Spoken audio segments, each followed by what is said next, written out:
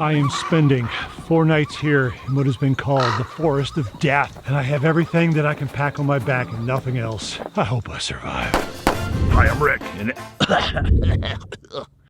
and everything that I just told you is pretty much a lie. Although let's call it a creative fabrication. It sounds better that way. Anyway, yes indeed, I am sitting in the middle of nowhere, a state forest. I can't pronounce the name of something like Withlacoochee. Anyway, I am miles and miles away from everything. There's no way Uber Eats is showing up here. There's no way I'm going to go get gas, food, water, whatever it is. We had to bring it with us. All the energy is coming from the sun. All the water is in our tank. This is what we wanted to build that bus for, was to get off-road, off-grid, boondocking, just to kind of experience nature. This is the first time we're doing it, but that's not the entire story. Well, every story has to begin with conflict, so let's just start there.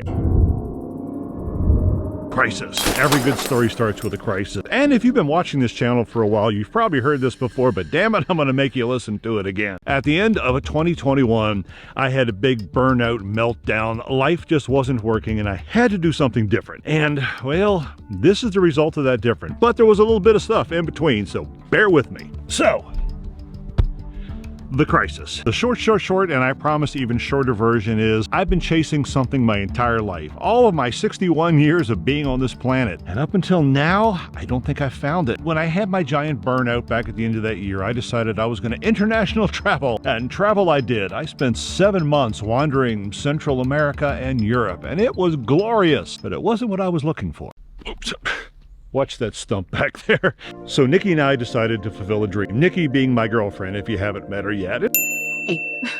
And if you haven't, go watch a few of the other videos. She pops up in them periodically. Anyway, our dream was to have a tiny home on wheels. We wanted to take a school bus, a van, something, and turn it into this thing that we can drive around and just explore and live life. Problem was, it took forever to build that out. We got back in the States in August. Wasn't until, well, it's February now and we're just getting started. It took a long time living in suburbia, waking up every day, working on the bus, going back to sleep in suburbia, eating Uber Eats, and just hating every aspect of life. That's my crisis. My crisis? No, actually my crisis. I'm going to have to tell you what the crisis is later. First, I want to show you what it is we're living in.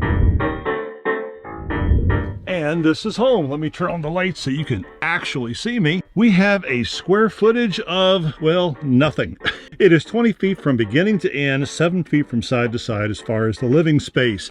We have a futon in the living room, and we have, let me submit around here, we have a kitchen. Well, that's really about it. There's a bedroom in the back and a bathroom. Lots of storage, but storage is tucked away where things aren't very easily accessible. But this is home. This is where we want to live.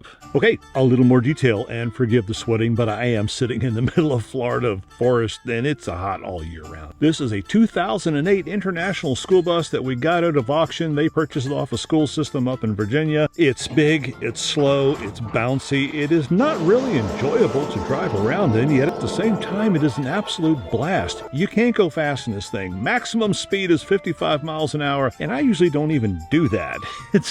It's a whole different lifestyle. We're going to talk a little bit about being slow in one of the later chapters because it plays a big part of this story. But basically, this is home.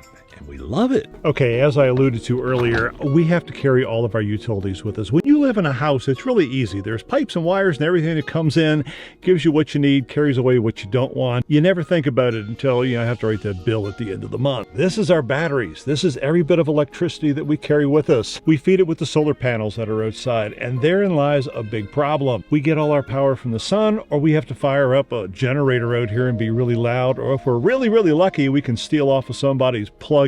This doesn't last more than about 2 days, 2.5 days tops. And we have all the usual stuff, the refrigerator, the Wi-Fi, the internet, Skylink is sitting up there. You wouldn't believe how much power you actually use until you have to bring every bit of power with you. This is probably one of the biggest revelations we had while we're on this journey with this new lifestyle is you don't realize how much you actually use, how much of an impact you have on the planet. Yes, you can turn off your light switches at home and go, I am saving the world. But when you have to carry everything with you, you suddenly realize just how much you use. Everything takes up so much more energy and water and everything else than you possibly could think of. This journey, if nothing else, is teaching us, well, just the kind of people we need to be. I'm starting to sound like a PETA Save the World commercial, but it's important and we're learning it. And I highly encourage you to get out and try it on your own because you're going to be shocked. Okay, back to the never-ending list of crisis and woe. Well, I don't want to make this about me, because yeah, I could bore you to death with all the things that I've gone through in 60-some years of life, but I kind of want to make this about you, because I have a stinking feeling that a lot of what we're about to discuss, you kind of had a feeling of it, or you might be feeling it now, and if so, I'm sorry. Okay, so let's continue our tale from the river of death. I need to stop doing that. You're just not going to forgive me if I keep up with that click. This is a nice river. It's a pretty river. There's no death in there at all. I hope. Okay, so here's the deal. Society, at least American society, has a bargain it has made with you. If you follow the rules and check off certain check boxes, then you'll have a happy life. You'll have a happy existence. Go to school, get a job, have a career, get married, have kids, grandkids, buy a bigger house, all of that usual. If you check off those boxes, then at the very end, you have wonderfulness. You have 5 days a week of working and 2 days of rest, and oh my God, isn't it lovely being out on the boat on the lake? And for a lot of people, that's a pretty good deal. But for some of us, not so much. Now, like I say, I spent most of my 60-some years trying to chase something. I knew that lifestyle, those check boxes weren't for me. And so I thought if I just changed them, if I would just, run away from home, live in Florida, go do international travel and quit my job, do all kinds of other things, I would find those check boxes that fit me. Well, none of them worked. They worked a little bit. They worked a little bit better than, the suburban lifestyle. But it wasn't until just a few weeks ago that I magically discovered what it is that had been missing for me. And I can't wait to share it with you because I'm hoping it works for you too. I've been sitting here for about an hour now, doing nothing more than watching the leaves in the... Let me show you. There's a current that comes through here, and I've been watching the leaves, picking out one and just following it where it goes. Now, there's this big eddy through here as well. And depending on where something comes, it catches, it swirls, it gets trapped almost forever, and then I don't know why I'm so fascinated with this. It's just which leaves get to go all the way down to the next part of the river, the next stage of their life. Which one doesn't get caught up in this whirlwind? Do you see the analogy here? Hog Island, 6.8 miles. You ready to go 6.8 there and back? Apparently we're not doing it. Let me tell you about Hog Island though. According to a legend and the internet, let me get over here so you can see me. Apparently it's really full of hogs. You can go out there and hunt a wild boar if you want. Now the only thing we've got is samurai swords in the bus. I'm not sure that's gonna work so well. I don't think we can walk that way.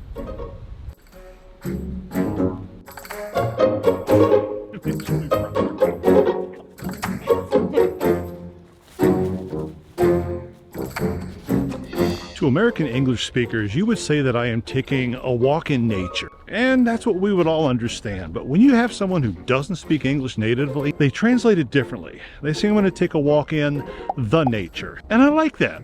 I like the fact that, well, nature has a proper "the" in front of it. Now, see, I grew up in D.C. I moved to Miami.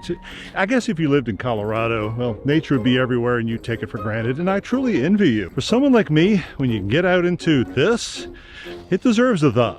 It deserves the nature. I swear to God, I think that's a crop circle. There's aliens out here on our hike. Okay, we've danced around it enough. We probably... Flies, a lot of flies out here. We've danced around this a lot already. Maybe we should get right to the point. Exactly what the resolution of this is, besides fly swatters. Okay, maybe the flies won't find me under here. The resolution of this whole story is probably going to sound a little anticlimactic to you, but if you take a moment and just sort of put your mind around it, it's something really big. About a week or so ago, I was at something called the Skoolie Swarm, which is a whole bunch of people who live in buses like the thing behind you, about 102 of us, and we all sat in a big field and sang Kumbaya. No, actually what we did was we didn't do much of anything. We sit around, we talked, we went and played kickball. We took it easy. And somewhere in the middle of all that, I had this revelation that life is more than just hustle, hustle. It's not about, well, let's just go fast here instead of go fast there and maybe I'll find my life. The answer was just to slow down. Now, I would like to elaborate on that just a little bit. Before this whole thing happened, about 2 weeks ago, you might have seen a temporary thing popped up on the YouTube channel that said I quit. I was all done. I was ready just to give up everything. I was so burned out, so frustrated with everything in life that I just up and quit everything. And then during that quiet period, I kind of realized that that was a symptom. It wasn't an action. And what I needed to do was just start taking life a little bit easier. But in no way, shape, or form does that mean actual slowness. But what it means is to be focused, to be intentional about things. So yeah, I'm going to try to make videos, but I'm not going to have 73,000 other things bebopping around my head. I'm just going to make a video. When I'm not, it's okay to sit by that park bench over there and swat the flies and stare at the water and wondering where the leaves are going to go. Life is what we make it. Just taking it easy, concentrating, focusing, slowing down, and only doing the things that you want to do, that make you happy, that bring you joy. You know, everything else can be set aside, do it later, or delegate it if I can. But that's sort of the secret to life. And that's what, well, I'm hoping is the secret to life, because that's what we're going to try to find out here on the rest of this channel, the podcast and everything else. Yeah, while I was being slow and methodical, I decided to sort of podcast and writing again. Anyway, you get the whole point. Be intentional. And with that, well, thanks for coming along and thanks for watching. It's going to be a fun journey.